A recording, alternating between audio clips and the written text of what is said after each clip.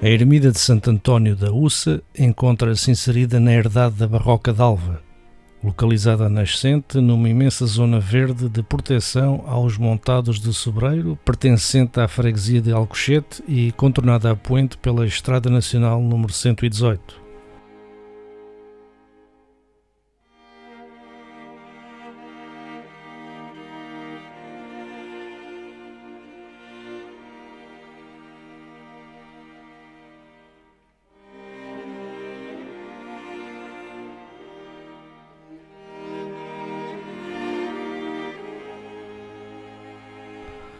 Erguida por volta do século XVI, com uma arquitetura invulgar no país, característica do período tardo-renascentista erudito. A construção da ermida terá resultado do reaproveitamento de uma construção pré-existente. A designação de Ussa era uma palavra medieval para designar urso.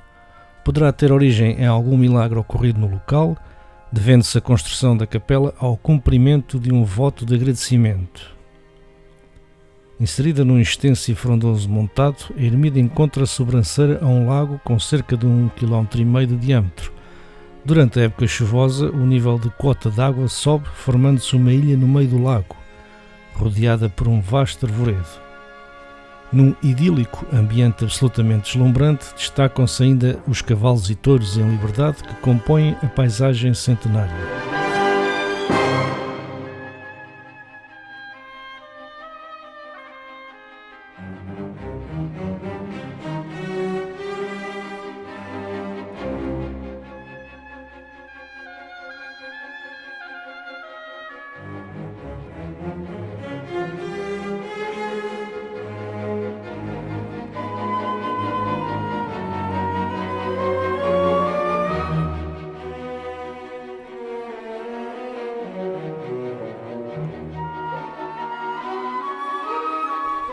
A ermida encontra-se isolada, protegida por uma fortaleza composta por dupla cintura de muralhas ameadas, sendo o acesso feito por escadaria em pedra. Todavia, a estrutura amuralhada de defesa não está explicada, assinalando talvez uma primitiva atalaia ou um reduto romano ou godo aproveitado pelos árabes. O corpo da capela apresenta planta circular, apenas rasgada pelo pórtico com frontão semicircular e com cobertura em cúpula esférica, enquadra-se na tipologia das cubas alentejanas.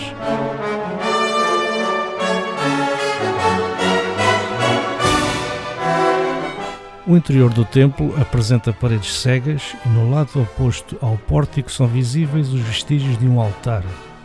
Existe um conjunto de monumentos religiosos nos concelhos de Alcochete e Montijo, edificadas em meados do século XVI, que evidenciam características estéticas pautadas por um padrão semelhante ao estilo tardo-renascentista erudito, que tem os seus mais diretos antecedentes nas soluções italianizantes que melhor singularizam a nossa produção arquitetónica quinhentista.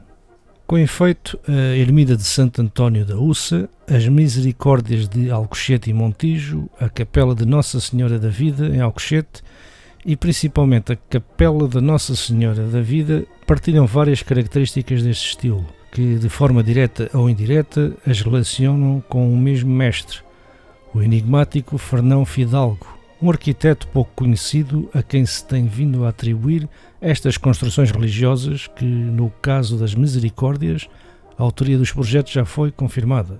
Infelizmente, a ermida encontra-se bastante degradada. Depois da merecida classificação de interesse histórico e artístico, merecia um restauro e, se o proprietário assim o entendesse, integração nos roteiros turísticos. É uma obra invulgar e merece mais atenção. Ainda assim, é de realçar que a herdade da Barroca d'Alva promove esporadicamente algumas atividades de lazer em parceria com a Câmara Municipal de Alcochete. Em meados do século XV, o território da Barroca era propriedade da coroa pelos seus ares lavados e tranquilos. A região era já um destino de veraneio, apreciado por D. João I e D. João II para desenvolver atividades equestres, pesca e caça. Também D. Manuel I fica muito ligado a Alcochete, terra que o vê nascer a 31 de maio de 1469, o mesmo que lhe atribui foral a 7 de janeiro de 1515. No entanto, a construção, desmatação da barroca para abastecer Lisboa de lenha viria a penalizar as atividades de lazer da realeza, uma vez que os terrenos se estavam a transformar em charneca devido ao abate de árvores, fenómeno que atingiu um vasto território. Assim, a coroa doa os terrenos ao cavaleiro da Ordem de Cristo, Álvaro Afonso de Almada, que era seu proprietário já em 1585. Em 1619, o fidalgo Dom André Ximenes de Aragão, cavaleiro da Ordem de Cristo, sexto filho de um rico mercador, institui um testamento com sua mulher Dona Maria Ximenes, um morgadio de 10.000 cruzados que tinha como sede a Barroca d'Alva, importância de que era credor ao Duque de Bragança. A administração deste vínculo passou depois a um filho de nome Tomás e, por morte deste, a um seu sobrinho Jerónimo. Deste passou a outro sobrinho, D. Rodrigo Ximenes de Aragão, e depois ao seu neto D. Francisco Inácio Ximenes Coutinho de Aragão, Barriga e Veiga. O morgadio foi depois herdado por D. Rodrigo Caetano Pereira Coutinho Barriga e Veiga, seu filho bastardo. Nesta altura, já a maior parte das terras da Barroca tinha revertido para a coroa. Em 1747, Jacome Raton, um cidadão francês, vem para Portugal e 2 décadas depois consegue o arrendamento vitalício das terras da Barroca d'Alva, iniciando uma plantação de amoreiras e a criação de bichos da seda. Procede ao arroteamento dos terrenos incultos, enxuga pântanos, limpa valas, etc. Nos terrenos existia então apenas uma ermida dedicada a Santo António, segundo o próprio Raton, com casa anexa em ruínas, pertença da Comenda de São Tiago de Alcochete.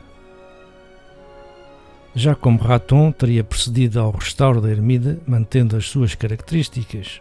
Segundo as suas recordações, Jacome Raton, 1920, havia mais no vale chamado Santo António da Uça, junto a um pego rodeado de salgueiros, um pequeno edifício arruinado e isolado em forma de pombal, cousa de 18 palmos de diâmetro e pouco mais de 20 até 25 de altura, coberto de abóbada e circundado na distância de 10 a 12 palmos de um muro com meias à maneira de um pequeno forte, o que tudo mostrava existir de tempo imemorial.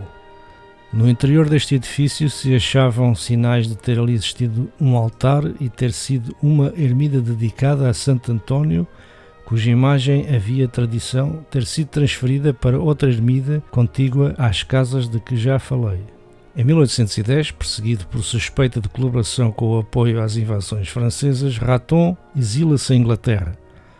Na sua ausência, o filho Diogo Raton assume a direção dos negócios. Este é senhor do prazo da Barroca d'Alva, membro da Comissão de Obras Públicas e membro fundador da Sociedade Promotora da Indústria Nacional, concluindo as obras do primitivo solar da Barroca já desaparecido. Em 1876, José Maria dos Santos, empresário agricultor com posição a nível europeu, compra a Barroca d'Alva e Courelas anexas ao barão de Alcochete, D. Jacques Léon d'Aupiaz, filho de Bernard d'Aupiaz, primeiro barão e primeiro visconde de Alcochete, casado com Dona Emília Júlia Raton, sua prima e herdeira da Barroca por via paterna. Em 1913 morre José Maria dos Santos, passando a direção dos negócios para o seu sobrinho António Santos Jorge, pai do atual proprietário, engenheiro Samuel Lupi Santos Jorge.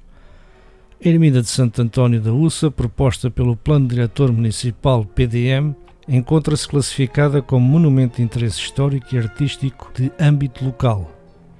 Diário da República, de 22 de agosto de 1997.